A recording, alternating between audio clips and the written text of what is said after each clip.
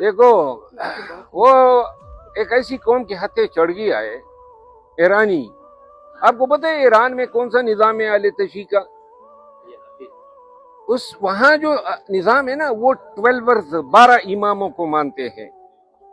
سب سے پہلے امام حضرت امام علی، پھر حضرت امام حسن، پھر حضرت امام حسین، پھر امام زین العابدین، پھر امام محمد الباقر، جعفر الصادق، موسیٰ الکاظم، علی التقی، محمد النقی، امام محمد امام عسکری، اور اس کے بعد جو ہے امام مہدی. میرے خیال میں ایک مس بھی کر گیا ہوں درمیان میں.